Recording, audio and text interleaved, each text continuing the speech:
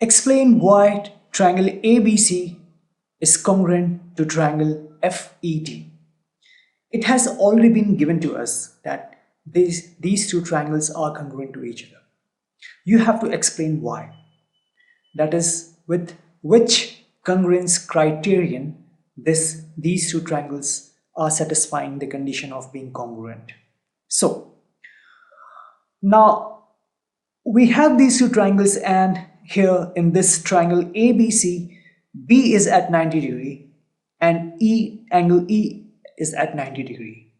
So you may think of the RHS criterion, RHS congruence criterion, because you would see here right angle in this triangle and in this triangle also. So the first congruence criterion that will come to your mind will be this one. But look here. The first one tells what?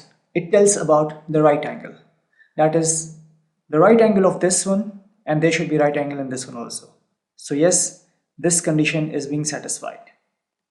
The next condition says that the hypotenuse of this triangle, of right angled triangle, should be equal to the hypotenuse of this right angled triangle.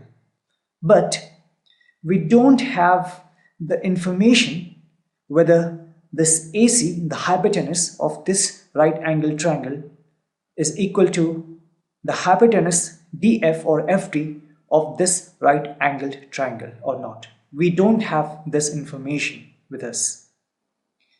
So this information is missing, right? We don't know. That's why clearly we cannot use this congruence criterion. It fails.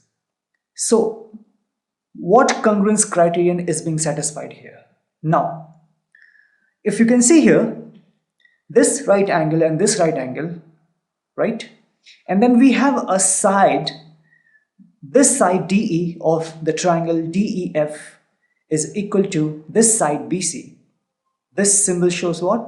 This shows that these two sides are equal. So in triangle ABC, angle A plus angle B plus angle C is equal to what? Is equal to 180 degree, right? The angle sum property of a triangle.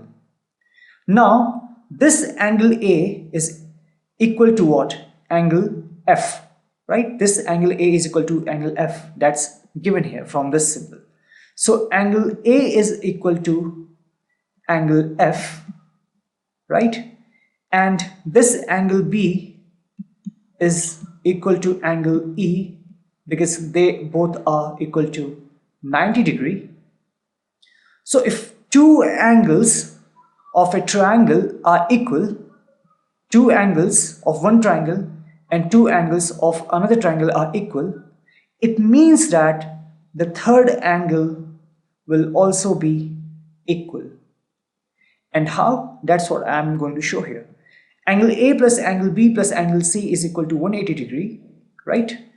And this will give you that angle C, that is this one, will be equal to 180 degree minus, within bracket, angle A plus angle B, right? This one. Okay, now this angle A is equal to what? Angle F. So this angle A is equal to angle F plus this angle B is equal to what? Is equal to angle E.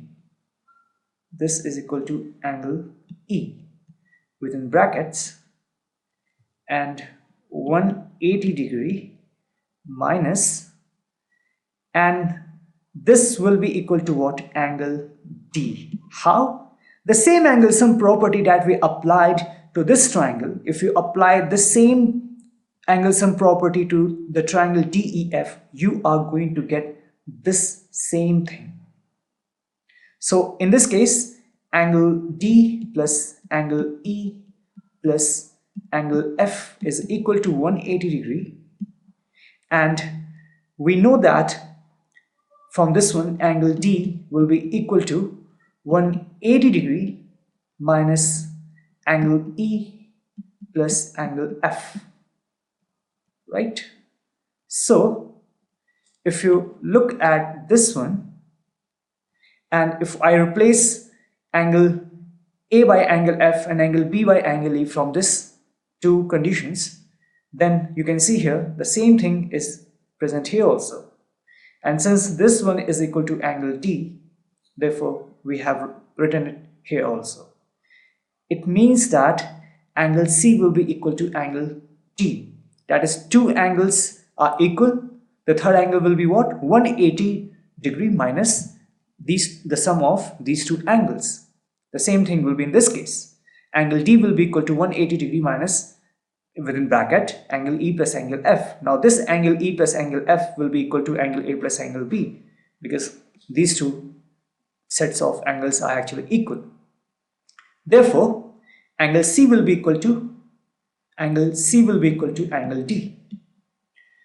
These two angles are equal. So this right angle, that is A, then this right angle is equal to this right angle, then this side, that is BC, let me write here, BC is equal to ED, right? So AS, and then this angle C and angle D are equal. So two angles and the including side, these all are equal. So ASA, angle, side, angle. ASA congruence criterion is being satisfied, therefore these two triangles are congruent. Now let us solve this problem. In this problem, it's asking complete the congruence statement. We have, in this first figure, we have two triangles, triangle 1 and triangle 2. And you have to tell that triangle BCA is congruent to what? So, if you look at this figure, and if you look at this angle, this is what? 90 degree. So if angle BAC is 90 degree, then angle BAT will also be 90 degree. And why? Because this whole, that is BAC and BAT, will make 180 degree, because they are linear pair. It's forming linear pair. So since it is forming linear pair, so this whole will be 180 degree. So if we subtract this BAC from 180 degree, that is 180 degree minus 90, this will also give you 90 degree. So this is 90 and this is 90 because of linear pair.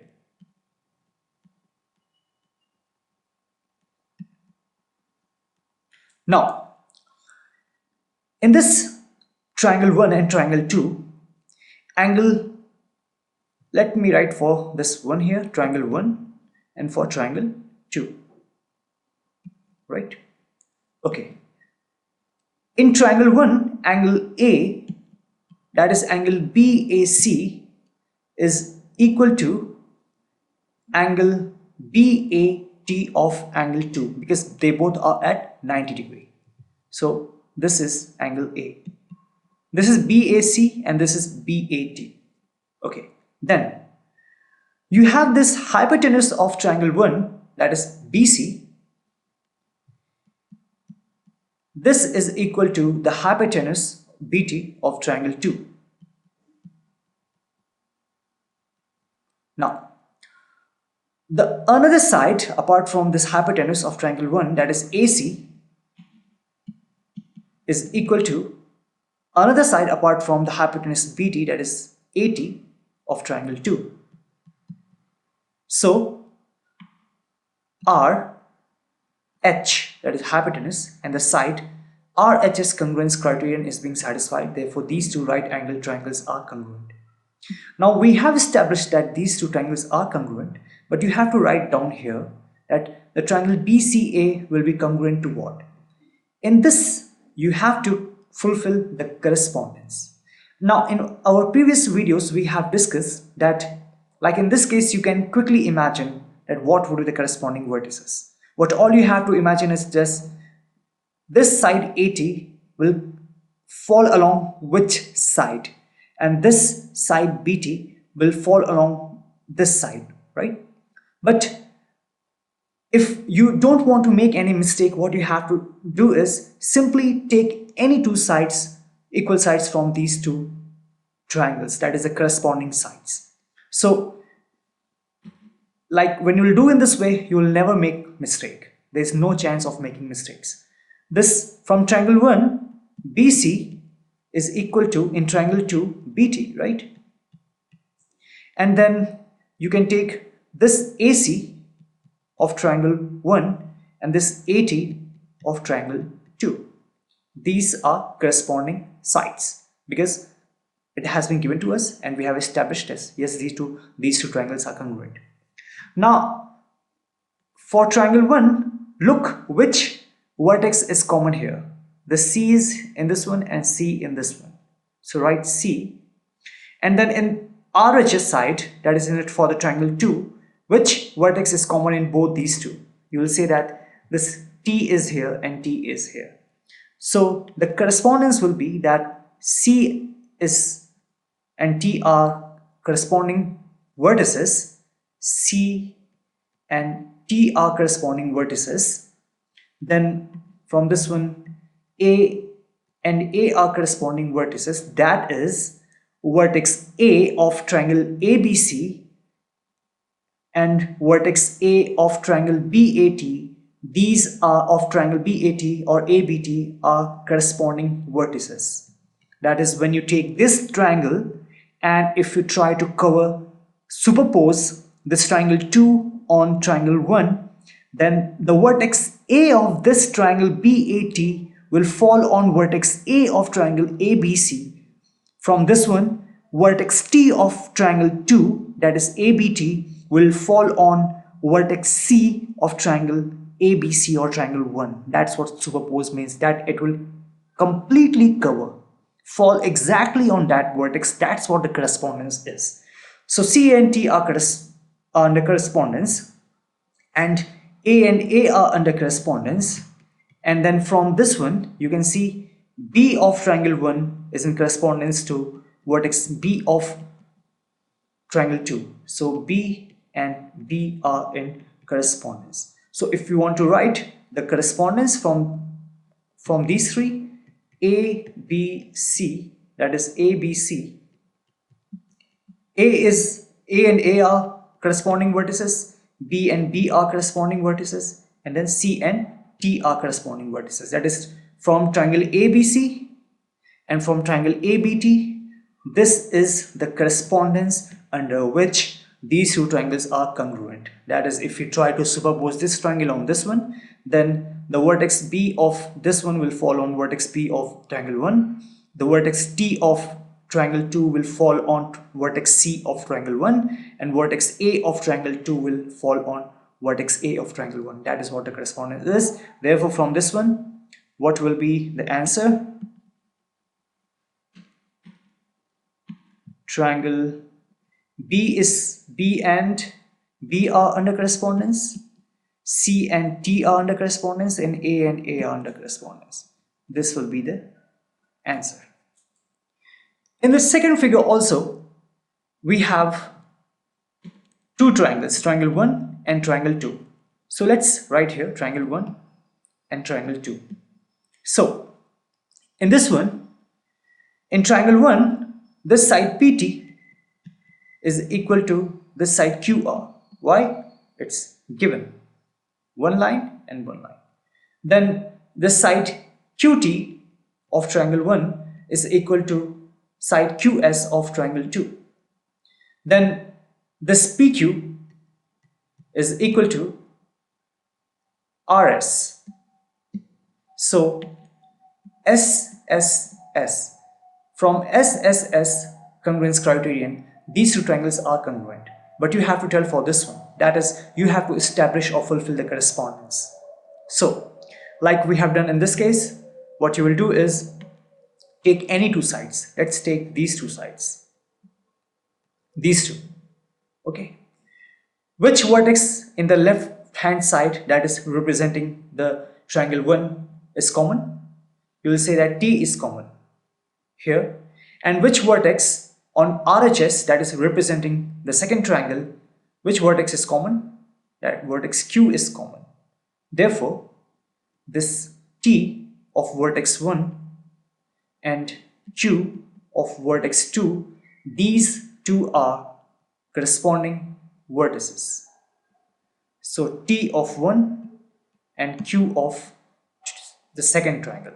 Then remaining will be the answer, this P and the R, P of 1 and the R of second, and from here this Q and S, that is Q of 1 and the S of second. What does it tell us? It tells us if you take this triangle 2 and try to superpose this triangle on triangle 1, then the Q vertex of triangle 2 will fall on T vertex of triangle 1, R vertex of triangle 2 will fall on P vertex of triangle 1, S vertex of triangle 2 will fall on Q vertex of triangle 1, right? So TPQ and QRS, this is the correspondence. So look here, this QRS that is of triangle 2, the Q of triangle 2, right? Q of triangle 2 and T of triangle 1, R of triangle 2 and P of triangle 1, and S of triangle 2, Q of triangle 1. This is the correspondence. You have to establish or fulfill the correspondence. In triangle ABC, angle A is 30 degree, angle B is 40 degree, and angle C is 110 degree. In triangle PQR, angle P is 30 degree, angle Q is 40 degree, and angle C is 110 degree. Okay, the two sets of information is given to us. A student says that triangle ABC is congruent to triangle PQR by AAA congruence criterion. Is it justified? AAA, that is 3 times A. Why? Because angle A and angle P are equal, angle B and angle Q are equal, angle C and angle C of sorry, this should be angle R. I'm very sorry. This should be angle R. Angle C is equal to angle R. So AAA, that is 3 pairs of angles of 2 triangles are equal. Will it tell you that the 2 triangles are congruent? Let us check. Let's check for triangle ABC. Let's say that our one side that is BC. Let's take a base side as BC. Let's say that this is the length of our BC. Okay, and if I draw 110 degree for this one, let's say that we draw 110 degree for this one like this. Okay, and if we let's do like this, it may go till here, may suppose, but we have to draw B as 40 degree. So it's for sure that this, if we draw an angle of 40 degree from this vertex B, then surely it's going to meet at one particular point, right?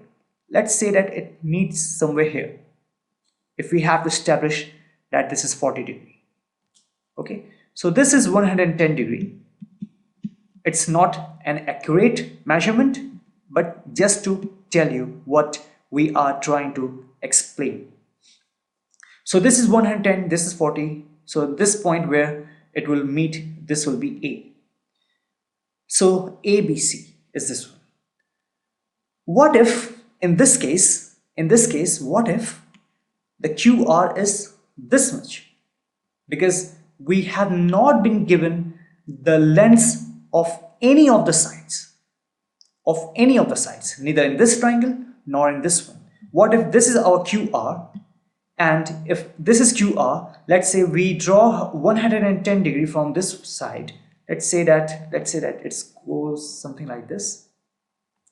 So let's say this is 110 degree.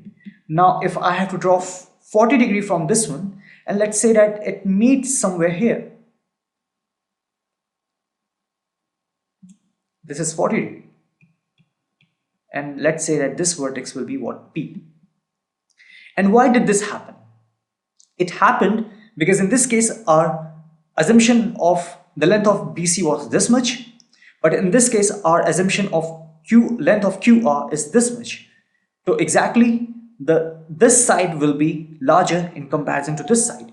So if we don't know the lengths of these two triangles, lengths of the sides of these two triangles, we cannot tell whether these two triangles are congruent or not, because we don't know at all what will be the lengths. In this case, this is 40, this is 110, and of course this will be 30, and in this case also this will be 30. But you can see here that the lengths are completely entirely different, right? So we don't have enough information whether these two triangles will be congruent or not, because we don't know about the sides, the length of the sides. That's why we cannot say that triangle ABC will be congruent to triangle PQR or not, because had it been given to us that the lengths of the sides with this, on the basis of that we could have established whether the two triangles are congruent or not. But in this case the answer is no, or the sufficient information is not given to us.